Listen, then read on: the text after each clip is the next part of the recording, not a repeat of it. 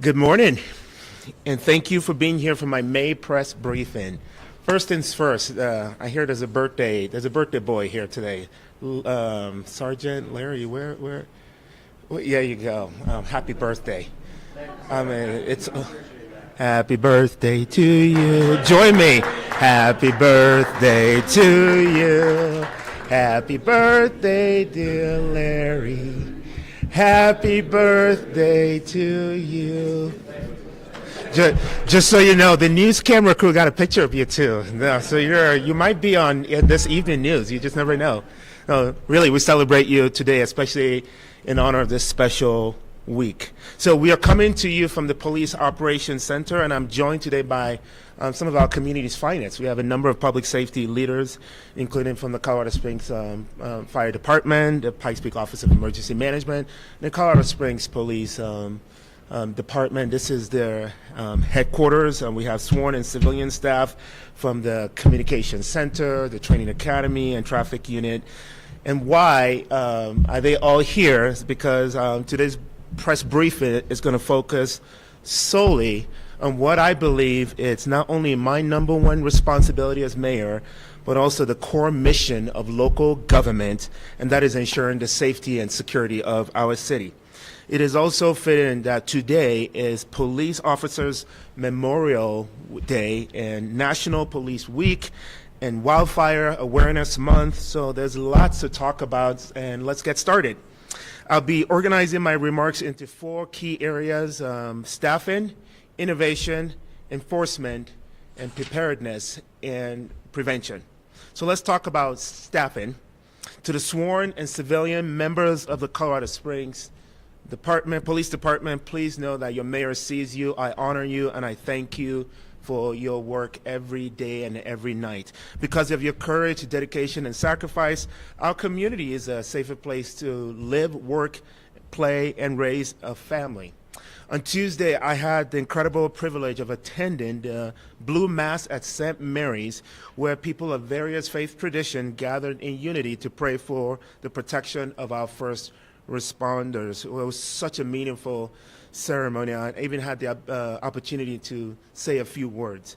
And tomorrow I will stand with many of you at the Peace Officers Memorial, one of the most solemn and powerful ceremonies held in our city each year. These moments are not just ceremonial. They are powerful, and they remind us of the weight of the badge and the lives behind it. At the Blue Mass Memorial, I actually met a lady whose husband passed away in the line of duty of 2001, and I just hugged her because of it. Just that moment was so special for her, our family, and also for the city. You see, our officers put themselves in harm's way to protect us, and to do that, they need strong support, not just in words, but in staffing, resources, and community trust. And that is why the Colorado Springs Police Department has made officer recruitment a top priority. Since I took office in June of 2023, we have hired 222 new officers, each moving directly from the Police Training Academy to patrol. So active duty on our streets. So community, we hear you and we're delivering. Looking at the staffing trends over the past 7 years, it is clear that our city has been intentional in funding additional sworn positions. This is a strategic effort to keep pace with our city's growth and maintain public safety as the highest standard. Last year, we added 20 new positions, bringing our full strength to 839 police officers, and that's the yellow line that you see on the chart. And I'm proud to share that earlier this month, thanks to our current recruit class that started about a month ago, we crossed a very important milestone. Colorado Springs now has more than 800 officers for the first time in the city's history. That said, staffing numbers do fluctuate due to retirement and resignations. Actually, a retirement was just here last week, and now that number is 799. Thanks, Dave. As shown by, well, we celebrate Dave's retirement, but we're now at 799. And while this progress is worth celebrating, we also recognize that we're not even close to where we need to be. To meet the needs of a growing city and deliver the level of public safety that our residents expect, and deserve, we must continue to grow our authorized strength of sworn officers. You see, when we compare ourselves to similar-sized city, it is clear that your city government is operating lean, and that's really important for us to point out. Albuquerque has 1,140 officers. Mesa, Arizona, similar size, 979 officers. Omaha, and they just elected a new mayor yesterday, and they have 906 officers.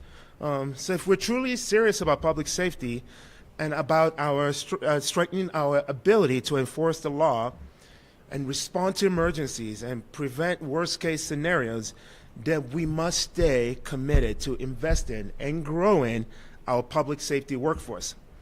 One area that I'm keeping a particular close eye on is the Public Safety Communication Center. And just last month, we celebrated National Public Safety Telecommunicators Week, recognizing the incredible women and men who serve as a critical first point of contact during emergencies. And I'm proud to share that we're now at the closest we've ever been to full staffing in the communication center since 2016. That's a big deal. When I took office, we had 79 staff members. Today, that number is at 107.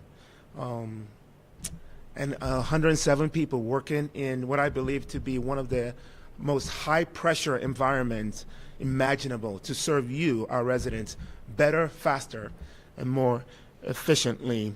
And the real progress, and it's as is shown in the data and incredible work of Chief Vasquez, his command staff, and many of the team members here who are working with me to ensure that Colorado Springs becomes one of the safest cities in the country.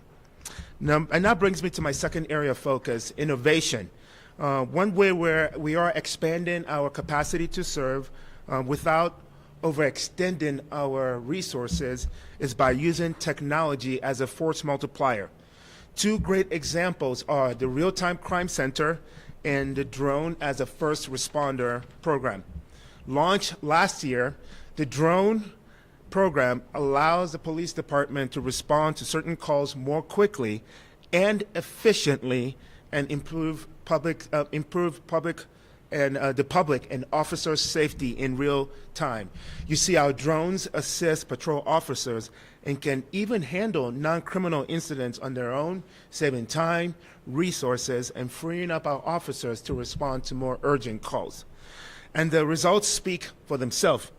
You see, the average drone response time, it's impressive. We're talking 2 minutes and 12 seconds.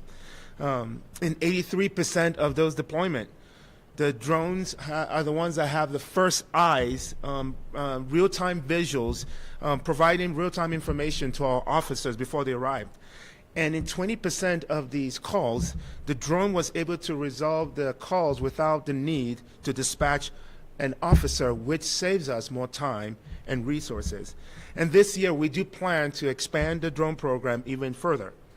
I'm also excited to share that we have recently brought the Real-Time Crime Center and the Communication Center here in the same location, both co-housed in this location, because this will improve the communications between those teams and helping the entire system operate more effectively and smoothly.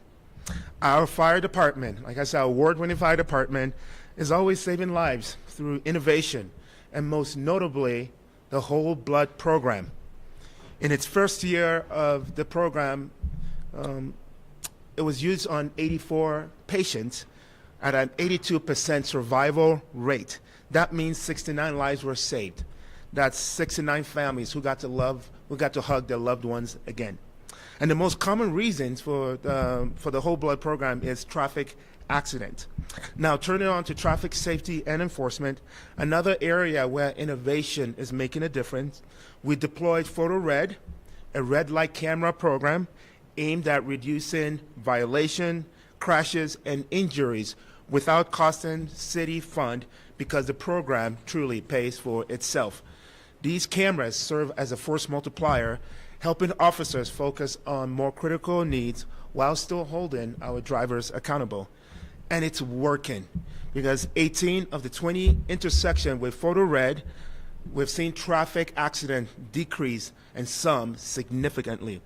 Nearly 1,500 fewer red light tickets were issued compared to last year, showing that driving behavior is improving. Citywide, the data is just as encouraging.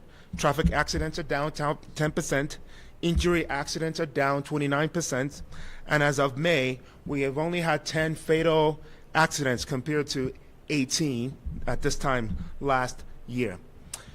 The biggest reason is you, the drivers of Colorado Springs. You are making smarter, safer choices behind the wheel, and it is saving lives.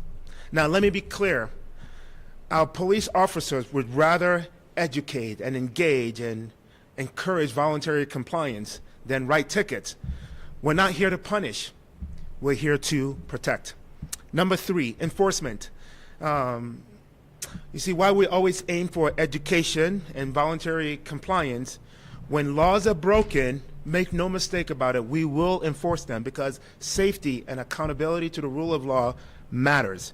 In Colorado Springs, we will uphold the rule of law to keep our families, our streets, and neighborhoods safe. 2 of the most common concerns that I hear from residents are speeding and expired license plate tags. Let's talk about why this matters. Speeding is the #1 cause for traffic accidents. And let's be honest, if people don't believe that there's a chance they will get caught, there's no way they're slowing down. That's why I'm proud to report that traffic tickets are up nearly 12% over the last year, including citations for speeding. We're also cracking down on expired tags, an issue that is becoming a real frustration for so many. So far in 2024, the Colorado Springs Police Department wrote nearly 1,900 tickets for expired plates. And just last month, thank you, Chief Vasquez, we launched a 7-day enforcement campaign between April 20th and the 26th and wrote about 409 tickets in that week alone. These targeted efforts are working, and you can expect more of them ahead. Because when enforcement is fair and consistent and visible, it creates a safer and a more respectful community for all. The 4th, last but not the least, let's talk about prevention and preparedness. Like I said earlier, May is Wildfire Awareness Month, which makes it a perfect time to focus on how we prepare as a community. This week, our fire department launched its Living with Wildfire Town Hall series. These events are a great way for residents to learn how to protect themselves, their homes, and their families. At these town halls, you will hear how to prepare for a wildfire. Number 2, what to include in your emergency plan. And number 3, how evacuation works and how you'll be notified in a case of a wildfire emergency. I have personally attended one of these sessions myself, and it's inspired me actually to revisit my own family's emergency plan. And I encourage every one of you to take advantage of this free and valuable resource. And I want to thank our Division of Fire Marshal, which has turned $20 million in retained TABOR funds into real progress on wildfire mitigation. That's a big deal. Because of your support of Ballot 2D in 2021, we are now mitigating and reducing wildfire risk on 500 more acres per year in areas like Stratton Open Space and Fisher's Canyon and Palmer Park and Blodgett Open Space. And with new equipment and a strong in-house team, we are preventing fires and protecting homes.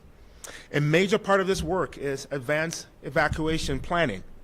At the Pikes Peak Office of Emergency Management, as they shared earlier this year, we're taking a data-driven, local-focused approach that builds lessons from past wildfires. And thanks to this new technology, we are now able to play around with different scenarios and with multiple different inputs to ensure the safety of our residents.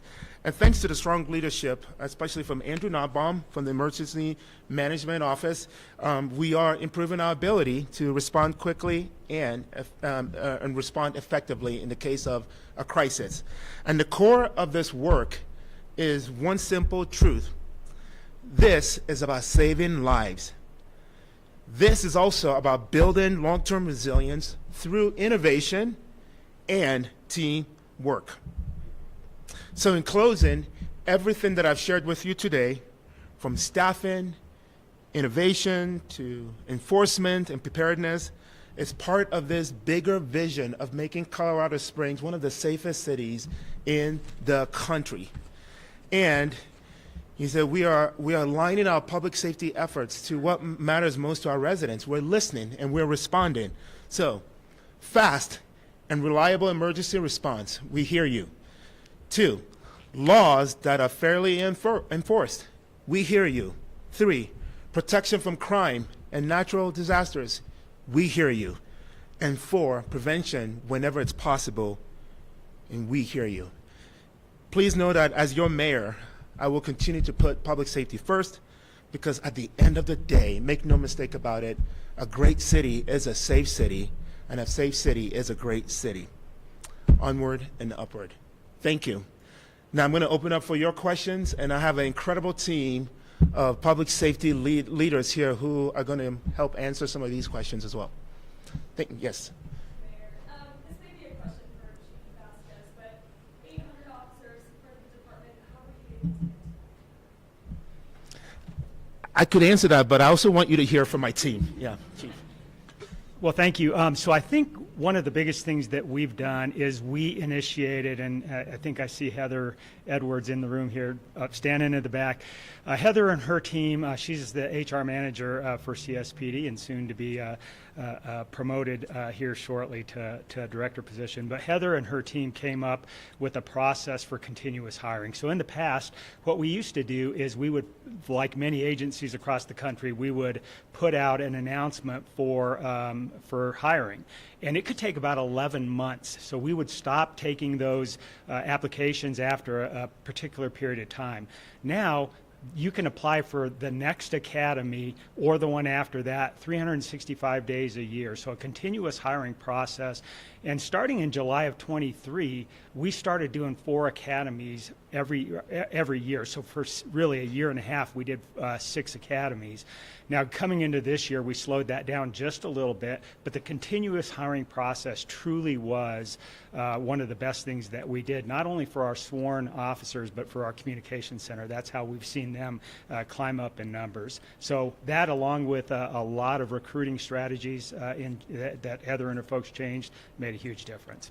And a quick follow-up, obviously hiring officers, it only matters too, right? Right. So tell me about the department's retention rate and how you're doing that. Yeah, we're doing a lot in that effort. We have a lot of committees that we bring officers to, so we can listen to those officers and see, what kind of changes would they like to see. Anything from simple things like we initiated a particular vehicle that ended up being too large, right? It ended up being a vehicle that was very difficult to maneuver through, high-speed chases and things like that. So we listened to them, and we've changed the vehicle type. A lot of different efforts internally to bring them to the table and really listen to what they're doing. So far this year, our attrition rate is about 3.5 coming into the end of April. So we'll watch that very carefully. By the end of last year, I think we were over 7 officers by the end of last year per month, I'm talking about. So the attrition rate, paying attention to what our officers want and need, and really trying to get community support behind us, I think means the world. Yeah. Chief, following up on that, you talked to maybe a year and a half ago, you talked about adding more officers. I was saying on the substation out east where the city's developing. Right. But you said you weren't going to get there or get there or move there until you hit your number. We're almost at that number. Is there talk or plans to start acquiring the land or property and developing that at least in the long-term goal? Actually, there is. So we don't have a date yet. We don't want to project out a date. 839, if we can get to that consistently. We have to remember that a lot of those are in the academy. But I believe part of the recruiting efforts truly will be that amazing training complex that I think we're getting close to. So with that then comes a promotion of 16 officers for fulfillment of all of the ranks that need to be in that substation. That's really what I'm watching. So when we look at our call response times and things like that, that's going to help us trigger that, but we are in the talks with the mayor about getting that land for our next substation. As we talk about hiring and staffing today, what benefits will the average citizen see with more officers in the street? Well, I think as the mayor really talked about, he talked about the number one need or the number one request by our citizens is traffic enforcement.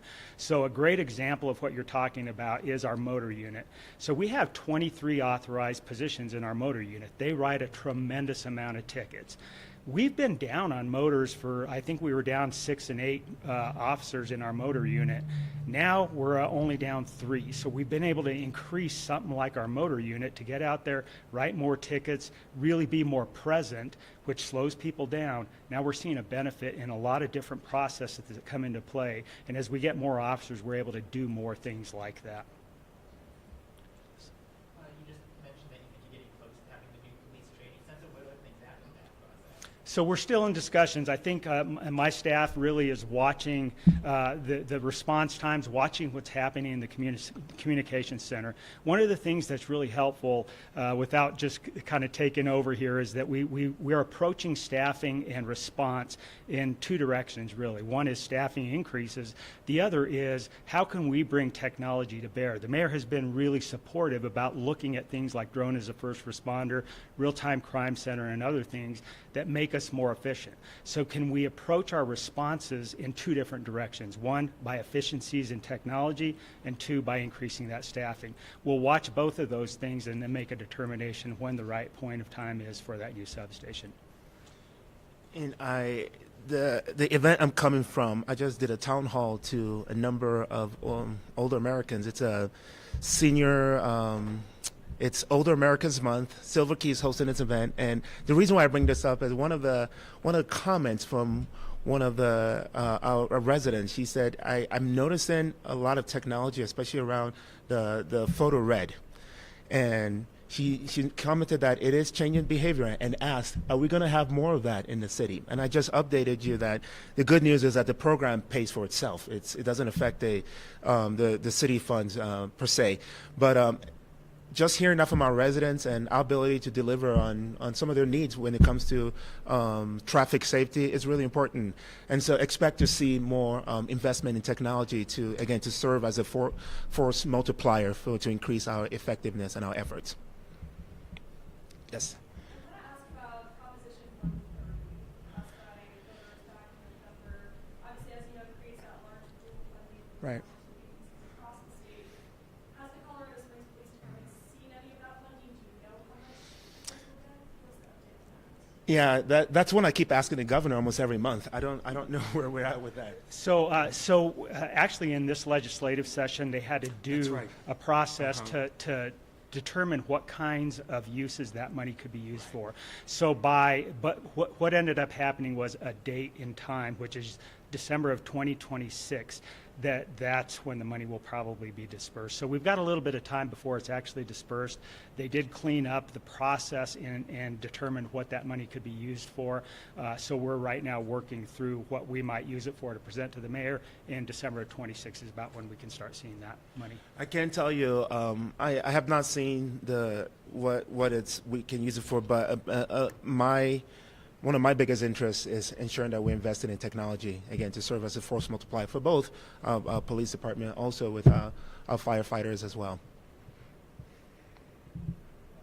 You guys have addressed a couple different questions already, so I kind of want to ask something a little bit off to the side, but while we do have some first responder and emergency response folks in here. Just yesterday, the city's planning commission board approved at least the first step of a 100 kilowatt battery plant to be stored along a pretty busy road, kind of near a railway. Some residents in that area are concerned about the fires that have come from Right. those types of battery plants. We've seen in other states, recently this year in California.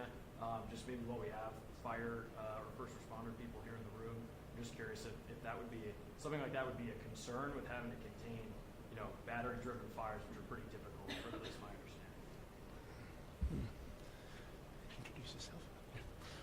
Chris Cooper, Fire Marshal.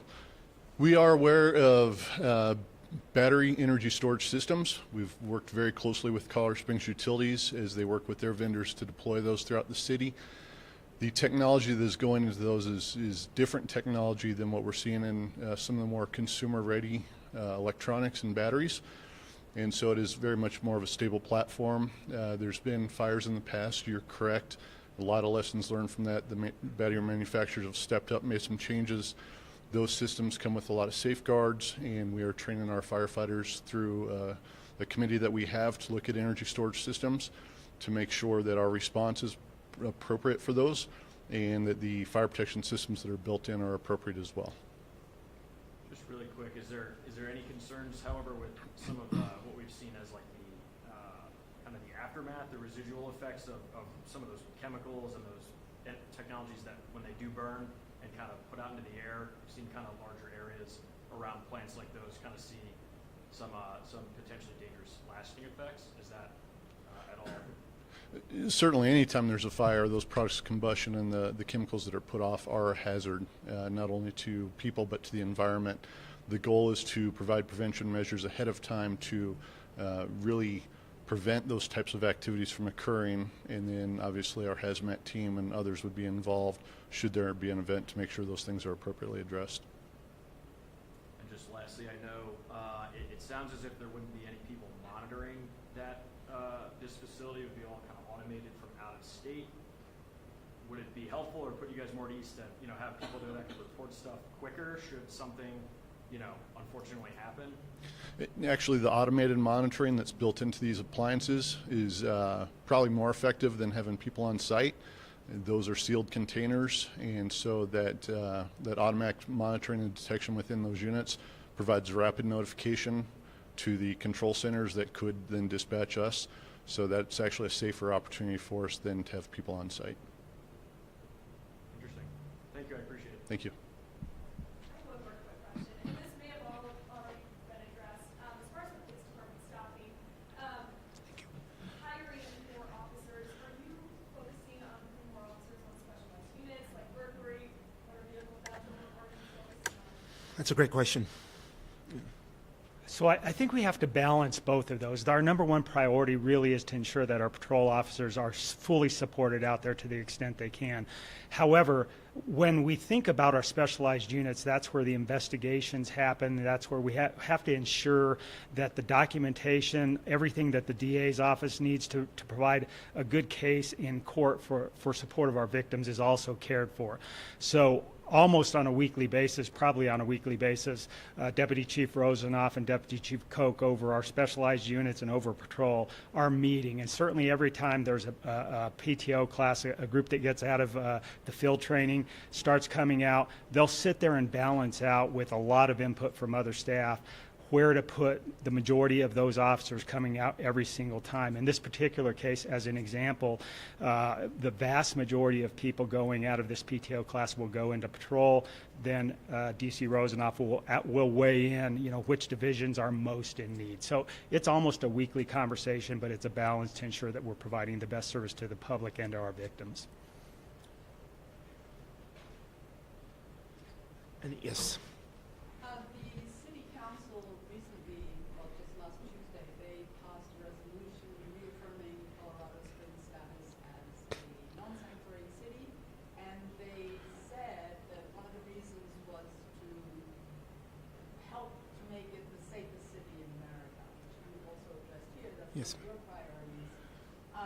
But the nightclub raid happened when we were a non-sanctuary city, so I'm struggling to see how, I know resolutions are non-binding and sanctuary cities have a very fluid definition, but how is this going to help us become a safer city, and how is it going to help the police to do their jobs?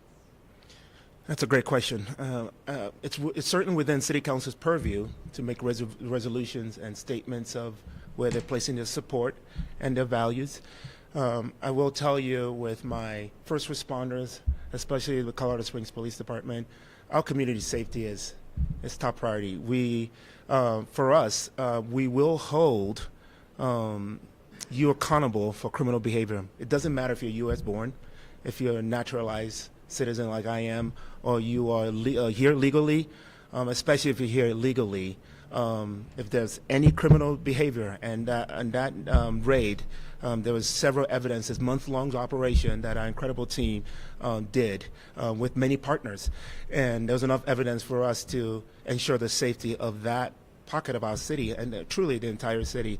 And so we're not in the business of, my team and I, we're not in the business of people's politics or political motivation, but understand that there's zero tolerance for crime in this community, regardless of who you are. We will hold you accountable. Yes. Speaking of the kind of way and talking about kind of crime people who have been arrested, but there's also maybe some people who were caught in the way who have not been charged with anything as of yet. Do you know what's happening with them, or do you think that's appropriate for where they are right now? I can't speak to that. You probably need to reach out to one of our federal partners. And this is one of the greatness of America is, and when we talk about due process, a lot of that is still being in further investigation and due process. And so you would have to follow up with our federal partners because immigration is not in our purview at all. Yes, ma'am.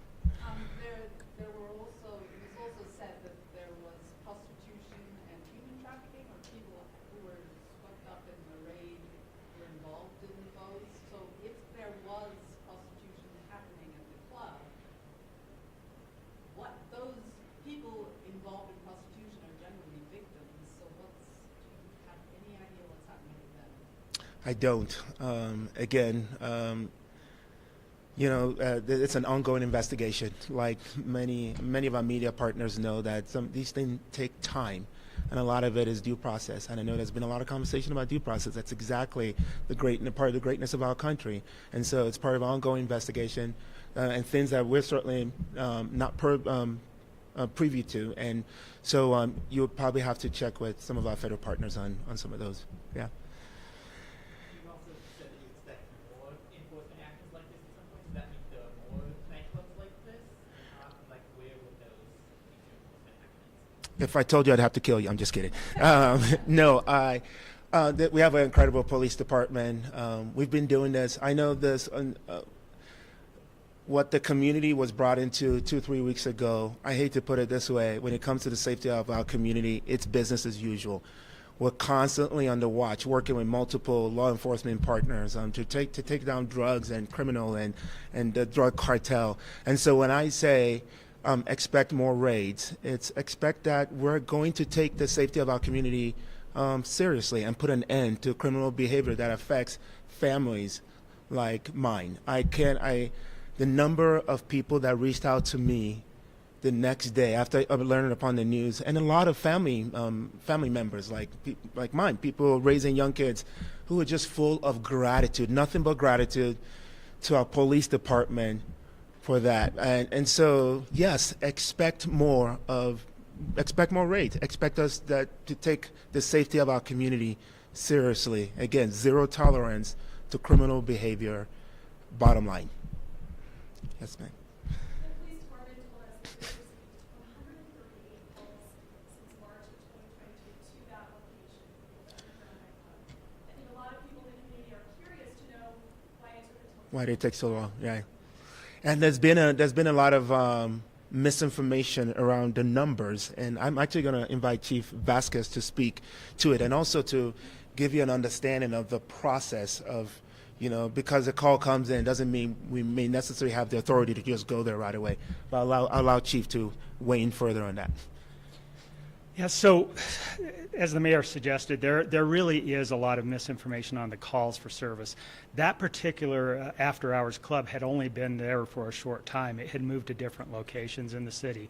But when we talk about calls for service at an address, 123 Main Street, what that may entail, for example, if an officer is doing a traffic stop, they have to use an address, so they'll call out 123 Main Street so that everybody knows where they're at. Or if there's medical calls, some of those calls were for the fire department and medical calls. If an officer's doing some proactive activity looking for stolen vehicles, they'll use that address. So when we do a query in our comm center through our systems, then all of the calls that use that address will show up. So the very specific ones, and I actually have those numbers, and I didn't bring them with me, but the very specific numbers to that address and the nightclub are very small, actually. Between 2024 and 25, there were about 23 calls for service, I think the number was. I think it was 17 and 5, with 5 being this year. So the actual numbers, and even those were not 911 calls to that address that were specific about crime happening inside the address. So the numbers were very skewed, reported out. In Yep. 2020, there were 16 crime pattern investigations, 6 calls for assault, harassment, threat, 5 narcotics investigations, 41 suspicious vehicle calls, 3 burglaries, 5 theft, 10 general disturbances since that 2022 date. Mhm. Does that, I mean, hearing those numbers, should something have been done there before? Well, but again, I guess if your question is about that specific business, the after-hours illegal nightclub, that wasn't even operating during the majority of the time you're talking about. So our officers are doing a lot of proactive work throughout an entire city. And those call loads, like if you query Tejon to Tejon from Cimarron to Boulder, I'm sure you're going to see this whole slew of calls within a particular area, and we do proactively approach them as good as we can, but that's a long period of time, and it could be multiple things dealing with completely different issues. Yeah. When did the nightclub, the Warriga, when did it start operating in that location? I can't speak to that. Yeah, we don't know. Yeah.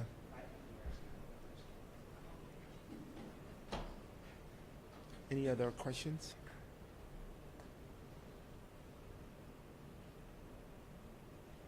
Thank you, and happy National Police Week. Thank you all. Yep.